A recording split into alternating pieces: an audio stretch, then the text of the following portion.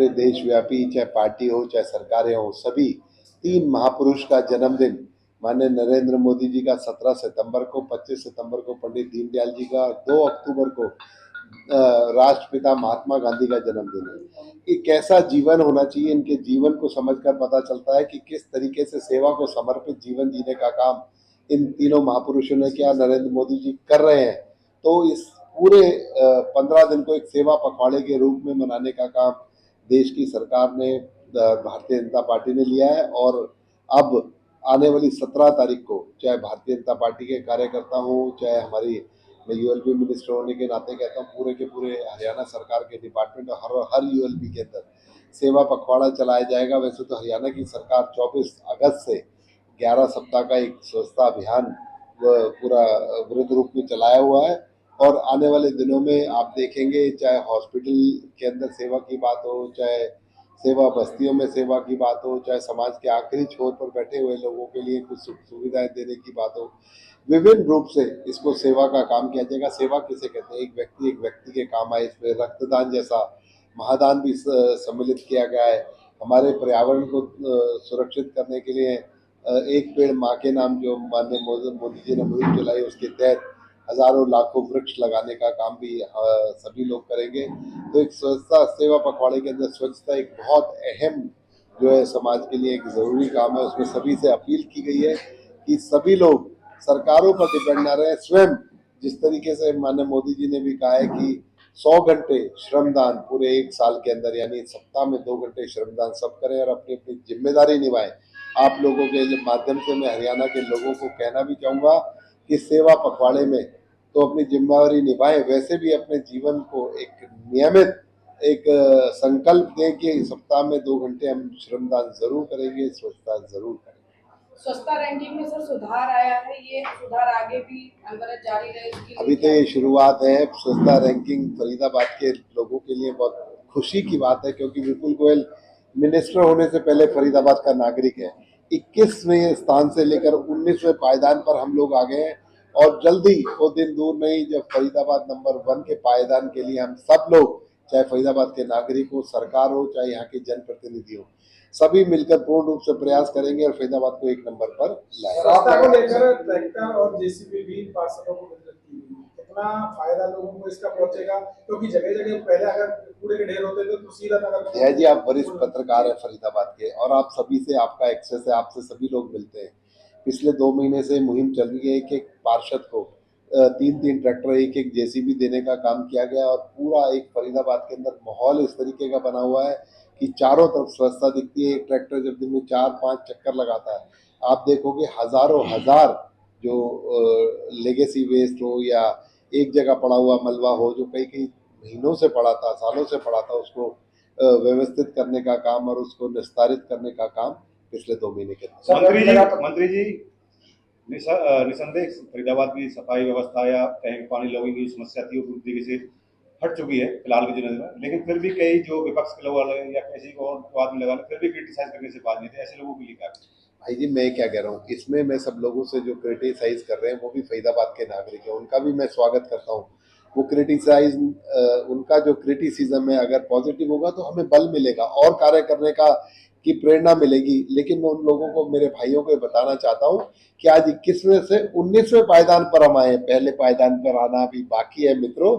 सब साथ हैं, हम किसी भी पार्टी के अलावा, किसी भी अन्य दलों के अलावा, हम फरीदाबाद के वासी पहले, हम सब मिलकर फरीदाबाद के लिए काम करें, फरीदाबाद को स्वच्छ बनाएं। और एक क्रिटिसिज्म को अगर हम लोग तरीके से कहते हैं ना एक सलाह के रूप में करेंगे तो हम जल्दी उस पर काम कर सकेंगे मिलकर और अपनी भी जिम्मेदारी समझे, क्योंकि क्रिटिक की भी अपनी जिम्मेदारी होती है। तो क्रिटिक अगर वो किसी तरीके की नेगेटिव बातें करता है तो हम तक पहुंचती है और हमें उससे प्रोत्साहन मिलता है कि हम ठीक करें। मंत्री जी, नगर निगम आपके पास है, लेकिन नगर निगम के जो अधिकारी हैं, जेई हैं, पब्लिक होती है, कई बार पत्रकार बताते हैं, कई बार बोलते हैं, लेकिन उनको अनसुना कर देते हैं। जब तक उनकी सख्ती नहीं आप बताएंगे तब तक मुझे लगता नहीं कि आपका जितना भी बुद्धि है वो सही है। देखिए, ऐसा नहीं है, इतना बड़ी संरचना है, इतने बड़ा अधिकारी हैं, वो सब मिलकर काम कर रहे हैं, वो सब काम कर रहे हैं, तभी हम स्वच्छता की रैंकिंग को 21 से 19 पर लेकर आए और तेजी से करेंगे। कहते हैं ना, यथा राजा तथा प्रजा, जैसा हम ऊपर से वो कहेंगे वैसा उस तरीके का आचरण वो लोग करेंगे। आप सब लोग भी अपनी जिम्मेदारी समझे, और विपुल गोयल यहाँ का जनप्रतिनिधि होने के नाते हम अपनी जिम्मेदारी से उनसे काम करवाने का काम करेंगे। मैं यूएलबी मिनिस्टर हूँ, पूरे तरीके से उनसे प्यार मोहब्बत और जिस तरीके से भी जो भी भाषा वो समझेंगे उस भाषा में समझाकर उनसे काम लेने का काम करेंगे, लेकिन हम सब भी मिलकर इस फैजाबाद को स्वच्छ। सर एक सवाल है कूड़े के निस्तारण को लेकर।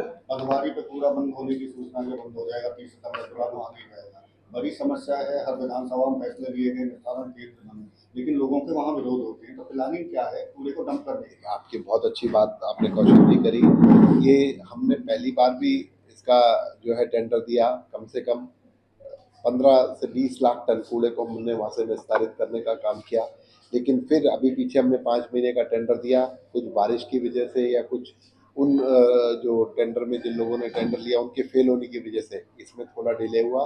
अब दोबारा आरएफपी निकाला हुआ, टेंडर निकाला, उसको और सुदृढ़ तरीके से निकाला गया है कि ये जो हो जाए। मैं समझता हूँ आने वाले 6 महीने के अंदर आप इसमें बहुत बड़ा परिवर्तन देखेंगे। आपने देखा वहाँ पर साफ सफाई का काम भी बड़ा अच्छा हो रहा है, आगे व्यू कटर लगा दी गए हैं, पौधारोपण का काम चल रहा है, लेकिन उसको निस्तारित करने का काम भी जल्दी होगा। और 3 बिजली से कूड़े से बिजली बनाने के संयंत्र, एक फरीदाबाद के अंदर, एक गुरुग्राम के अंदर और एक मानेसर के अंदर, जल्दी उनके उसके लिए आरएफपी उनका निकल जाएगा और जल्दी यहाँ पर 3 जो है संयंत्र ऐसे लगने जा रहे हैं जो कि कूड़े से बिजली बनाने का काम करेंगे।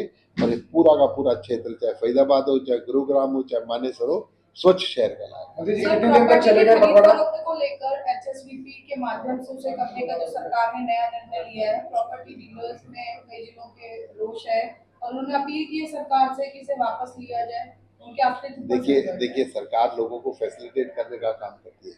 कुछ वर्ग उसका विरोध भी करेगा, कुछ उसका समर्थन करेगा, लेकिन देखते हैं जैसे जैसे परिणाम आएंगे। ये सरकार जनता के हिसाब से चलने वाली सरकार है।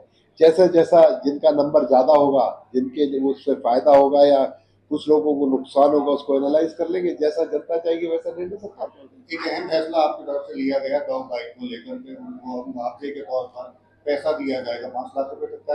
देखिए डॉग बाइट पर 10,000 से लेकर 20,000 तक डॉग बाइट पर, उसके अलावा कोई व्यक्ति इंजर्ड हो जाता है, उसको किस तरीके की दुर्घटना के अंदर चोट लगती है, उसको सिर में इंजरी होती है, उसके हाथ में इंजरी होती है, या किसी व्यक्ति की जान चली जाती है, उसमें 1 लाख रुपए से लेकर 5 लाख रुपए तक का प्रावधान हरियाणा की सरकार ने किया है। लोगों को ईज करने का काम किया है कि डॉग बाइट से उनका इलाज, जो इंजेक्शन है, जो एंटी रेबीज इंजेक्शन है, वो हर हॉस्पिटल में सरकारी में मिलता ही मिलता है। उसके अलावा उसके बाद के भी रिपरकशन जो भी आते हैं उनका सरकार ध्यान रखेगी, उसका मुआवजा देने का काम सरकार करेगी। सर, कांग्रेस द्वारा एआई वीडियो जनरेट किया गया नरेंद्र मोदी जी की मां का, तो उसके ऊपर क्या कहना चाहेंगे?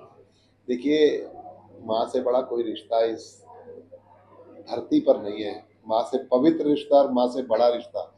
जो व्यक्ति किसी की माँ का सम्मान नहीं कर सकते, उनकी मानसिकता को आप अच्छे तरीके से समझ सकते हैं कि कैसी उनकी मानसिकता होगी, कैसे वो देश चलाएंगे, किस तरीके की राजनीति वो करते हैं और किस विचारधारा से वो राजनीति करते हैं। अगर ऐसे व्यक्ति कभी सत्ता में आए तो अपने क्रिटिकों का क्या हाल करेंगे, ये उनकी मानसिकता से हमें सीखना। बाढ़ में जो नुकसान हुआ है पानी से, उसको लेकर हुड्डा ने सवाल उठाए कि जो क्षतिपूर्ति पोर्टल बनाया है उस पर सवाल ये निशान। हुड्डा साहब और उनके सुपुत्र जो कल बड़े लंबे लंबे चौड़े बाइट दे रहे थे, उनसे मैं कहना चाहूँगा, विनम्र आग्रह करना चाहूँगा, विपुल गोयल 2014 में जब पहली बार विधायक बन के गया ना, तो 1.5 रुपए का चेक, 5 रुपए का चेक, 10 रुपए का चेक, इस तरीके का मुआवजे के रूप में दिया जा रहा था। क्षतिपूर्ति पोर्टल जो है ना, पूरा एनालाइज करके, जो एक्चुअल यहाँ पर कोई व्यक्ति एनालाइज नहीं करेगा कि राम सिंह मेरा फूफा है, श्याम सिंह मेरा ताया है। यहाँ तो सिर्फ और सिर्फ मशीनरी उसका आकलन करेगी, जो जिसका मुआवजा जितना बनता है उसके बैंक में डायरेक्ट डीबीटी के माध्यम से पहुंचने का काम होगा।